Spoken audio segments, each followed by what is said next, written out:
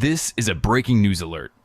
Good evening. We're coming on the air with breaking news out of Washington. Senator Lindsey Graham, the veteran Republican from South Carolina, one of the most recognizable voices in American politics for more than 2 decades, has died. He was 71 years old. Graham's office confirmed his death in a statement released early this morning, saying the senator passed away Saturday night following what they called, quote, a brief and sudden illness. No further details have been released. Let's go through what we know at this hour. According to the statement from his office, Senator Graham passed away on the evening of Saturday, July 11th. The announcement came in the early hours of Sunday morning, catching Washington and the country off guard. What makes this news especially stunning is the timing.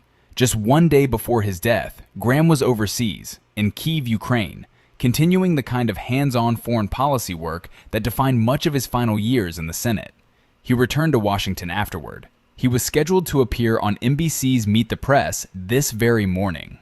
That interview will not happen. For those just joining us, a look at the man at the center of tonight's news. Lindsey Graham was first elected to the United States Senate in 2003, representing South Carolina. Over more than 2 decades in Washington, he built a reputation as one of the chamber's most vocal foreign policy hawks, a lawmaker who was rarely far from a microphone and rarely without an opinion. His political journey was, by any measure, a remarkable one.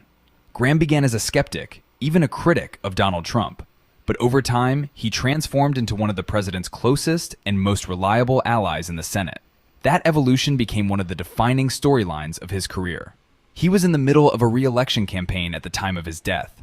Reaction is already pouring in from across the political spectrum tonight. President Trump has paid tribute to Graham, a longtime ally who stood beside him through some of the most turbulent moments of his presidency and political career. We expect further statements from lawmakers on both sides of the aisle in the coming hours, as Washington absorbs the news of his passing. Flags at the Capitol are expected to be lowered in the days ahead. Now, I want to be direct with you about what we don't yet know. Graham's office has not disclosed the specific cause of death beyond calling it a brief and sudden illness. There has been no prior public indication that the senator was in poor health. No underlying condition has been named, and at this hour, no further medical details have been made available by his family or his staff. We will not speculate. As more information becomes available from official sources, we will bring it to you. Tonight, Washington has lost one of its most prominent and enduring voices.